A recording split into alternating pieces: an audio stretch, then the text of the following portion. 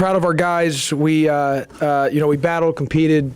Obviously, we were down with Keedron, getting that silly tech, which, had him fouled out. And then Markel, being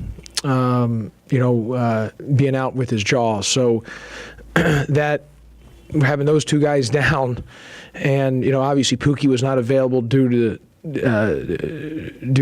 sickness. Brad said it could have been a case of strep throat or the flu. We'll know more. We didn't have time to get it tested, but either way, missing those guys, it just made it a little tough in the second half. But we competed, we battled. Guys fought like crazy. We were up one with, I think, about under 8-minute timeout or 8 or 9 minutes, right around there, and then we were within 4 with about 4.5 minutes. But Nick Moore hit a couple of big shots that just kind of broke our back, and that was the big difference right there late in the second half, where Nick Moore made some shots, key shots, and that was the difference in the game. And we were just kind of mixing and matching, trying everything we could, and just made it a little bit tough without our, some of our key guys being available. And SMU's the best team in the league. There's no question about that. So I was proud of our guys, of the way we played, competed, battled. But you got to give SMU credit at the end there. Nick Moore made some big shots, and that was the difference in the game. Do you have an update on Crawford? I don't have an update other than, he got busted in the jaw pretty good. I mean, his mouth was pretty bloody, and Brad told me, that I wasn't allowed to put him back in the second half. So. What did you see defensively from SMU, the way they played Austin, or was it just a... Austin had some good looks. He just missed shots. No other way to, I don't, you guys have seen Austin all year. He's usually made those. He just, he's as I've told him, when his shot's not falling, he's attacking. He's got to get to the free throw line more. He's got to keep attacking. But, Austin had 5 blocks and 8 boards. But obviously when you're missing your starting point guard, you're starting perimeter guard, and then Austin's offensively is not playing, missing some shots that he usually makes. It makes it obviously much tougher for us. But Austin's been really good all year long, and it's just this was offensively a tough game for him tonight.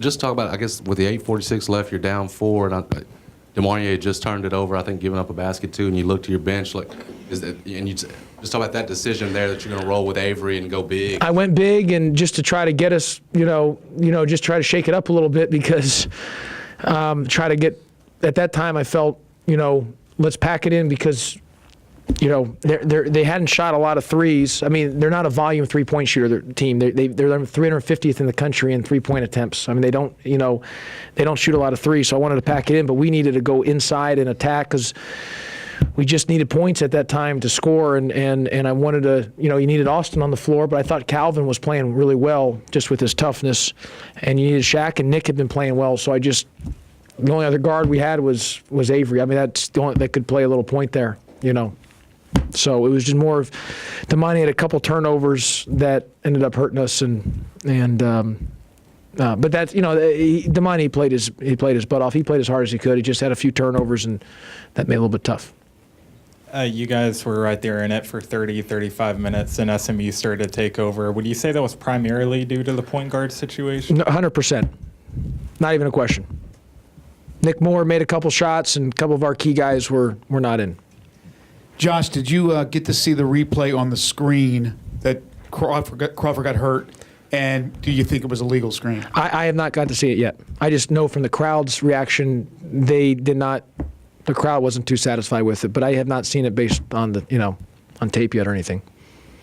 Josh, I know it's the next game, but with it being the last home game, how big does Tulsa become with how crazy things are? You're holding on to that first-round bye right now. Well, we need to win. We need to win on Saturday. We need to win on Saturday. We need to beat Tulsa. We need to find a way to win. We got to bounce back. I mean, I don't know, what the availability for Pookie and or Markel. Obviously, I won't know that until tomorrow or Saturday. But we need to find a way to win the game on Saturday. Bottom line, we just got to find a way to win the game.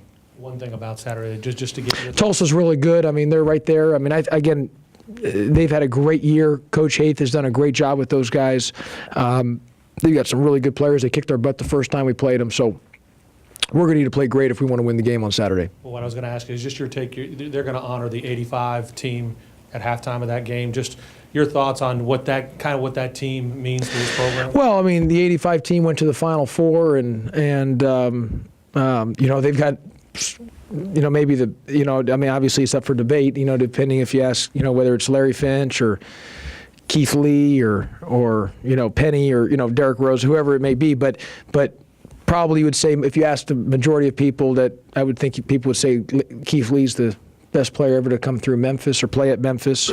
But so you got him, you had that team, the '85 team. I think, and Jason, if I might be wrong on this, because I think you guys did a story, but I think the majority of that team is from Memphis. I mean, it was the star top 6 or 7 was 7 of the 8 or something was from Memphis. So it's a special team for the city, and